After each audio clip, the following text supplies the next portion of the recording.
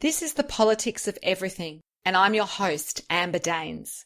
Welcome to the podcast where we want to discuss the politics of everything, from money to motherhood, nutrition to narcissism, startups to secularism, the environment to equality, and much more. Our guests are experts in their field or topic of choice, even if you've not yet heard their name. This is a bipartisan podcast, so while we love exploring varied views and get a buzz from a healthy debate, by no means is this a one-sided forum for any one political view. So please listen up and enjoy the politics of everything. This marks episode 12 of the Politics of Everything.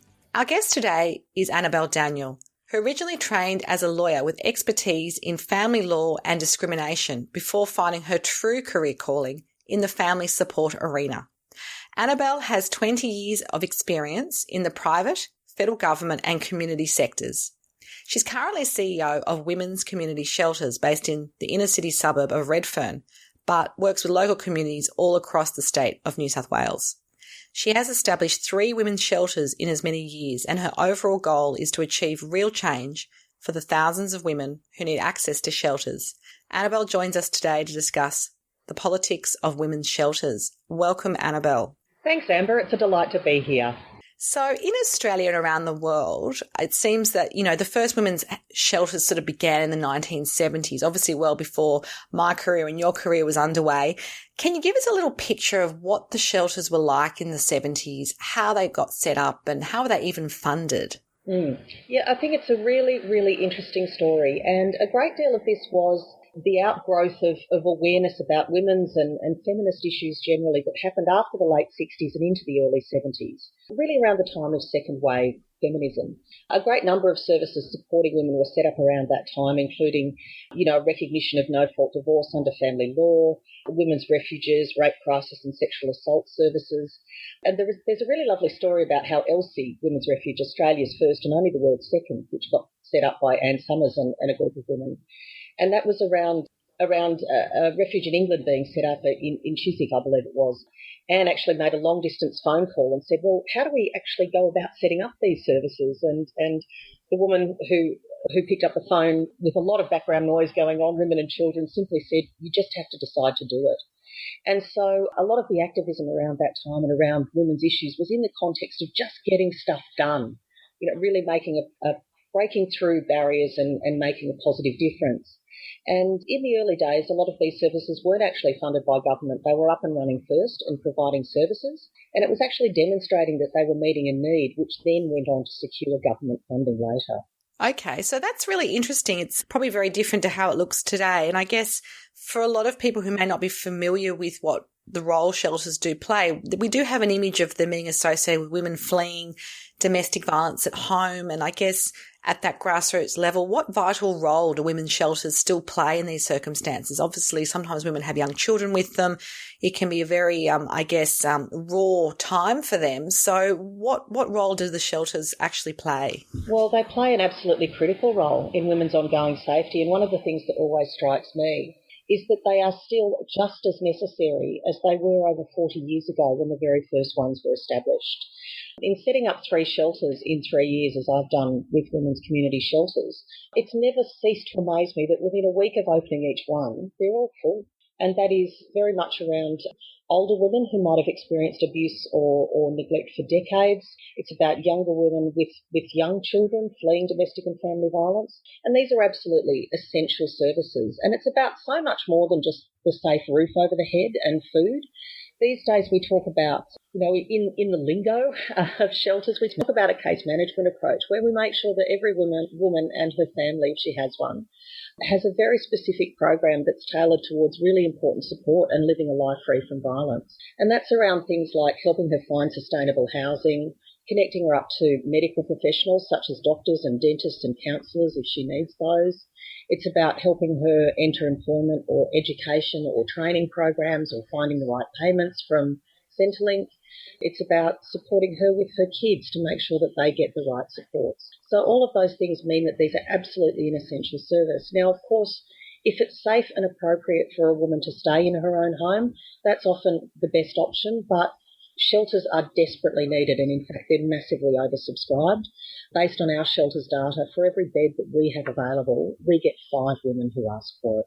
Right. So there's obviously a great need. And I guess one of the things you touched on when you gave us a little picture of who is actually accessing the shelters these days is the epidemic of older women, which I've read about recently. So a lot of women, say over 55, who suddenly become homeless, but they're also seen as a little bit invisible in terms of the statistics. You know, I know a lot of them had long periods out of the workforce, maybe to care for young children or support the whole family network, and have worked predominantly in the home, maybe without an income or any financial independence.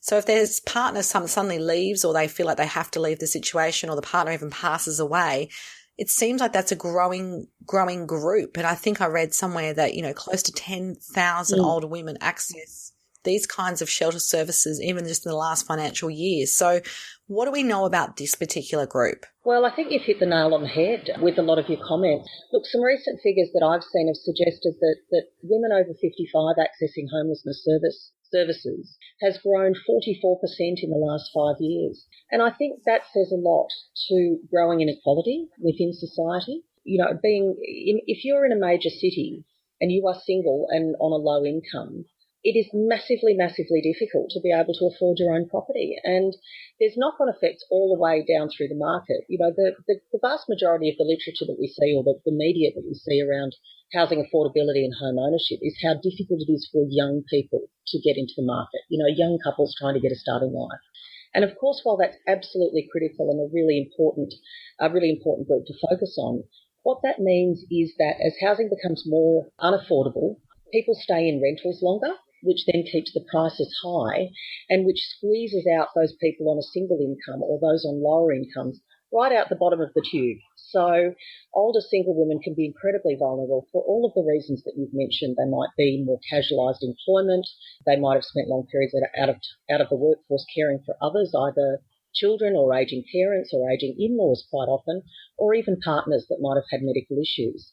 And so they're incredibly vulnerable if, for example, they're on a single income and covering the rent from casual shifts. We've had women fall into homelessness from losing one shift a week, or having an accident in an uninsured car, which has then led to knock-on effects and deaths. And all of those things can compound very, very quickly, which puts you in a situation where, you know, you don't have a single dollar left to your name and losing the roof over your head. So it's a situation of incredible precarity for many of these women. And with 600,000 of them Australia-wide demographically, it will be a growing group in the next 10 years. Absolutely. And I guess, I mean, was there anything that you think from a government point of view that could be done to change this? I mean, obviously it's not just a shelter issue, it's a community issue. So Absolutely. Have you had any thoughts and brainstorms about how that might look? Oh, look, I think there are a great deal of policy settings that need to be thought about at the top line levels. I think first and foremost, what needs to be recognised in all new policy development is that homelessness and financial security are gendered issues.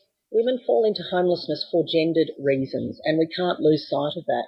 75% of women's homelessness is caused by domestic and family violence. And that's a huge statistic. And I know Australia doesn't do that well in terms of, you know, basically lowering those numbers. Yeah, look, it's an ongoing project, and I take a really positive spin on the fact that in the last 5 years we've seen a huge amount of awareness raised around this issue.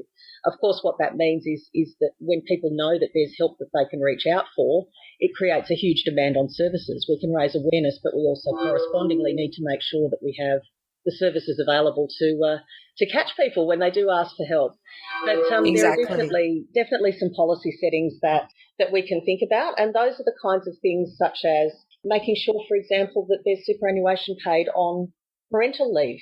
It's totally fascinating you say that. I was at an event this week, and that was something in a panel environment, all female, a lot of them very successful entrepreneurs, but obviously there's that pay gap. And they were even saying, you know, what if there was, you know, say you have a partnered situation and the woman's out of the workforce, what if the partner was sort of obliged, if you like, or encouraged to contribute to super while women are at home? Because basically, even if they go back, they don't really ever catch up, for example. No, and that's the way that when the superannuation scheme in Australia, as massively innovative as it was at the time, it was very much predicated on male full-time average weekly earnings. And so, you know, it was assumed that it would be enough at that time for a full-time worker to support their family. And as we know, we've seen huge differences and shifts in the way that women and men interact in the workforce in the last 25, 30 years. And so we need to think always with that gendered lens on, if when we implement policy, how is this going to affect women specifically? Will this ensure that they have a satisfactory retirement to recognise all of the unpaid labour, or all of the unpaid emotional and caring labour that many women do throughout their lives that's over and above their paid employment? Absolutely. So focusing back to your current role, women's community shelters obviously are doing things a little bit differently. Yes. And you've set up shelters in Sydney, 3 of them over the past few years, Hornsby, 1 in Forster and 1 Castle Hill. What does this model actually achieve and how are you doing it differently?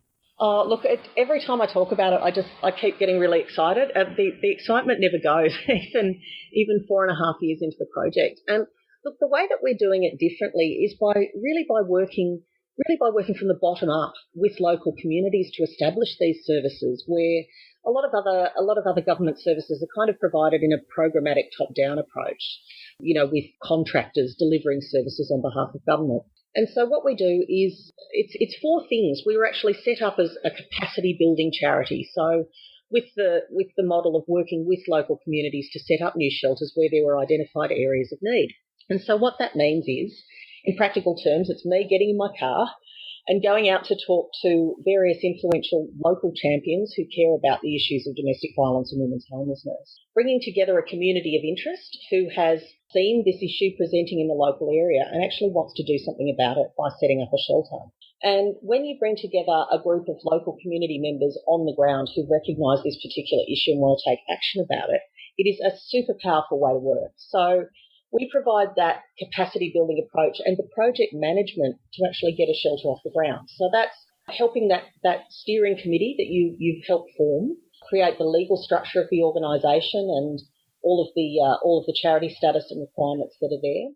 We help find a property. We help employ the right people, 2 other professionals that actually conduct the day-to-day operations of the shelter and support the women.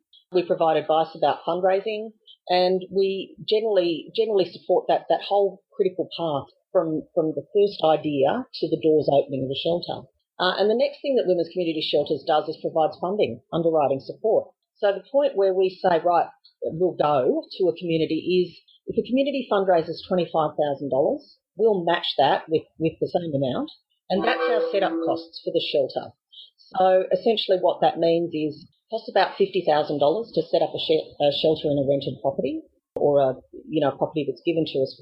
And how long will that take to raise generally? I mean, from the moment the idea comes up to when we actually see the front doors open, I mean, is that a year? Is it 2? What's the lead time generally? It's actually around 12 months. It's an incredibly fast way of working. And I had generally thought for raising that startup capital amount for the community, I'd sort of allowed in my head when we first got going about 6 months. And like almost universally with the 3 communities that we've worked with so far, well actually it's 5 because the other 2 next shelters are over the line with their fundraising. It's happened in a matter of a month or 2. It's very, very quick when people get behind it.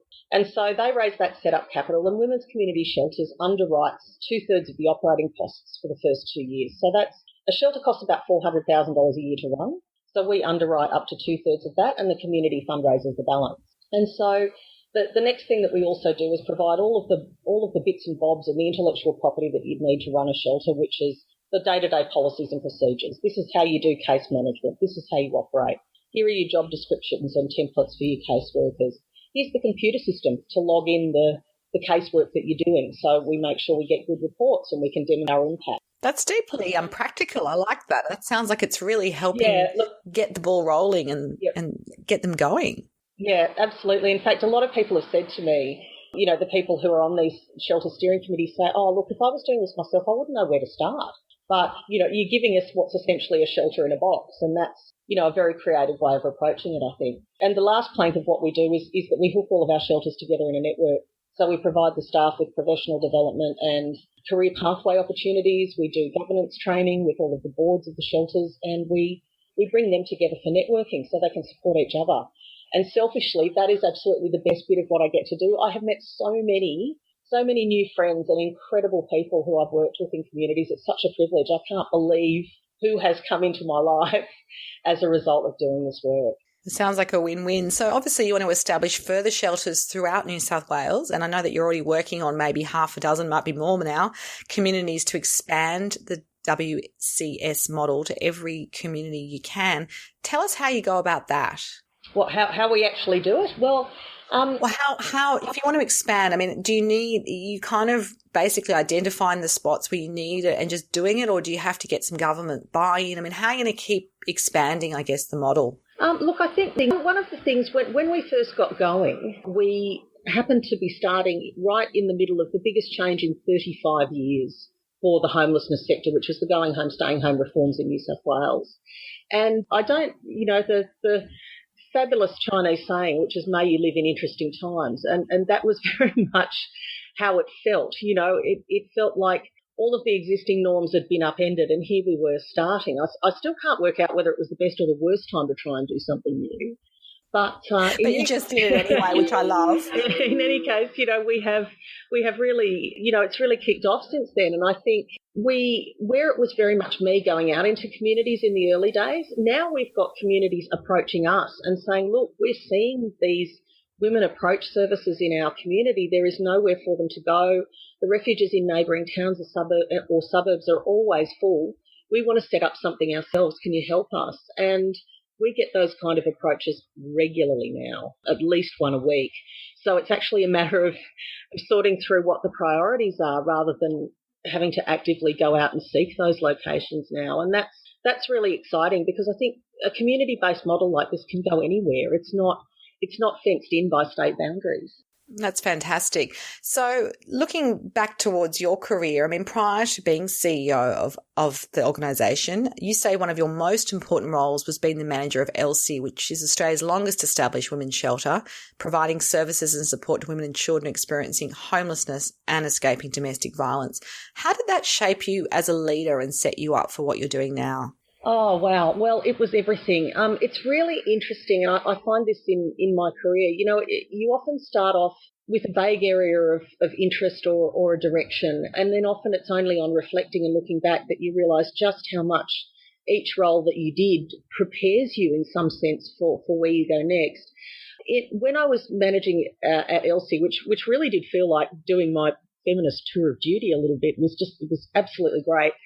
But having worked at the Commonwealth Ombudsman and in the Child Support Agency previously, what I got to see was really that there were people who were living, I guess, kind of on the edges, I conceptualised, who really had not a great understanding of how government worked, how various layers of bureaucracy worked, and how systems interacted with one another to almost entrench levels of discrimination against women and their kids. And what I saw at ELSI was all of those, a great deal of multiple and intersecting disadvantage right there in front of me. You had women who might have a language barrier, for example, or be newly arrived in Australia. They might have had some level of intervention from child protection services. They might have experienced abuse. They might be homeless. They might have been kicked out of their home or told to leave. And so what it really crystallised for me was just how much work there was still to do in terms of women's equality, and how to, I guess, really use and mobilise my advocacy and my skill to really put a good underpinning under this issue. And at the time, we were lucky if we got in the media one article every couple of months about domestic and family violence. Yeah, the landscape's definitely changed, and I think our ability as a society to talk about it. I mean, even the fact it's called domestic violence. I mean, I've been a journalist. I remember you almost didn't cover it because it was seen as, well, that's just a domestic. That's literally what they used to say in a newsroom 20 years ago. Yep. Like, and it's not a community issue. Only when you take it out of that context and you start to sort through the themes and the systems and the commonalities that you realise that this is a systemic and gendered issue that women deal with. So look, at ELSI it changed everything. It absolutely changed everything for me. I realised I'd found my niche and that this is work that I really wanted to do. And the toughest thing about it was whenever we got a vacancy, I remember one particular day, we'd had a family move out the night before into their own home, and we had a vacancy the next morning. And I went out for a meeting for 2 hours. And when I came back, I was met at the door by 3 of my incredibly dedicated caseworkers, each carrying a clipboard with details on it of the women who were wanting to come in for that one bed.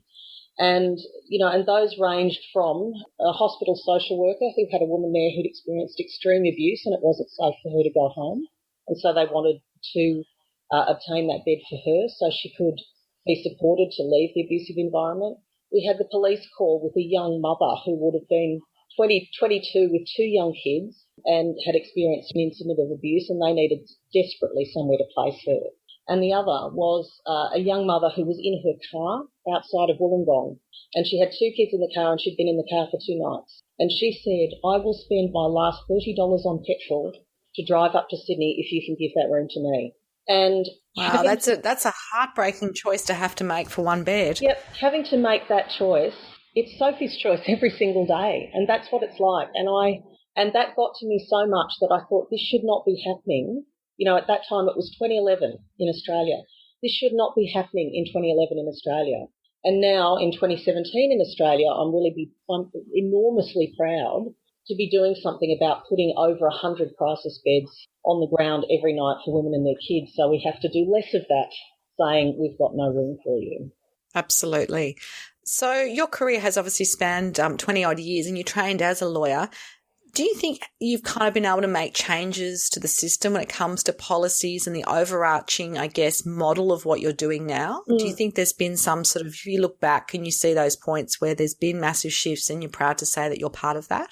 Yeah, look, very much. I'm about, but my mode of changing things or changing policy is by doing things. I'm about action, just getting in there and solving the problems. And then I think by creating action, by creating results, by demonstrating good outcomes, that way you can push up on policy change. I firmly believe that domestic and family violence it's a big and scary issue, and it encompasses so many areas that people kind of go, that's too big for me to solve on my own, I can't deal with that. But when you take a really complex social issue like that and you drill it down to the local level and you explain to people, this is how it affects women in your community, and this is how your business or you personally or your skills or your talent or your gift can make a difference to the women next door, down the street, right nearby, then all of a sudden you've taken that scary issue and you've made it very tangible. A lot of people don't get the structural concept, but when you make it real for them by making it close, all of a sudden you've created a link and people can do something about it. And I firmly believe that this is an issue we will solve community by community, and not just with women, but by engaging men. Our shelter projects very much welcome the engagement of men. We have men on our shelter boards. We have men who've given of their time and their talent to fix up our shelter premises and to do maintenance on them and, to otherwise contribute. And that to me is solving the problem, because I've watched communities go on the journey of not knowing very much about this issue to speaking in an incredibly educated way about it. We create our little community team of advocates every time we set up a new shelter. And that's how I think we'll really see change on this issue. It's a very, very powerful and compelling message.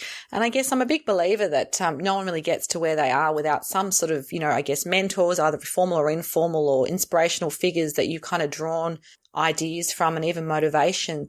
But you don't have to name names, but do you have any people in your life that you sort of always think of when you're doing something big and making those big decisions? And how have they taught you to think differently?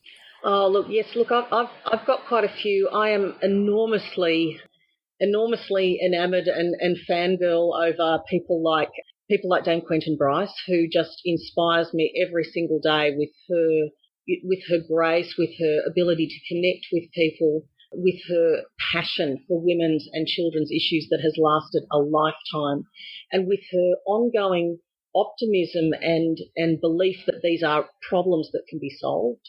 Wendy McCarthy, Anne Summers, incredible women of action who get in there and get things done. And, I've had the opportunity to meet all of them, and it's always a matter of trying not to be starstruck when I do, because I just have a huge amount of admiration for each of them. I follow what they do, and I aspire to have long careers that reflect all of their achievements for myself as well. I'd love to do what they've done. Absolutely. Well, it sounds like you've definitely paved the way for your own journey. Just to wrap up, could you just close off by sharing, I guess, your big picture vision for our listeners on, the politics of women's shelters, what would you ultimately like to see happen? Well, and this may sound a bit left field, I'd love to be out of a job. I would absolutely love it in 10 years' time. We needed to close all of our shelters down because there was no reason for them to exist anymore. I would love to live in a world where there wasn't domestic and family violence. And I think ultimately, if you are doing this work, there's no other aim that you can have. You are looking to a world where you make these problems redundant, and that should be your aim every single day. But unless and until that happens, our shelters are here and they're very, very necessary. And so I'm happy to be doing the work that I'm doing. Well, it's been fantastic to have you on the politics of everything. If you do want to find out more about women's community shelters, there is some links in our show notes, and you can also connect directly with Annabelle. You've been listening to me, Amber Danes. Until next time, keep well. It's been fantastic to read some of the latest reviews which have come in for the politics of everything. We've only launched somewhat 6-7 weeks ago, and the response has been overwhelming. I just wanted to acknowledge a couple of people who've taken the time to comment.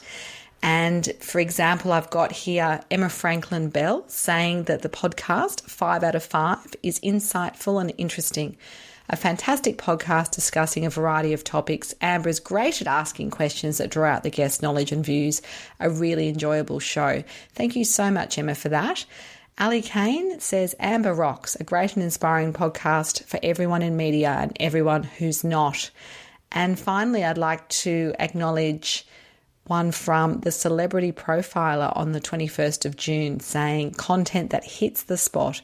What a great series. Excellent interviews with brilliant content. Thank you so much for your feedback. And we do always look forward to all your comments, and furthermore, any ideas you have for future guests, do contact me at amber@bespokecoms.com.au and we will put you into the mix. Until next time. Thanks for listening today. If you've enjoyed the politics of everything, we thrive on feedback. So please add a short review and share the podcast with your network, your friends and family. I'm also always on the hunt for fabulous new guests. So if you've got a view to share and an idea how to get our listeners excited, please email me at amber@bespokecoms, that's BESPOKECOMMS.com.au, and we'll be sure to get back to you. Until next time.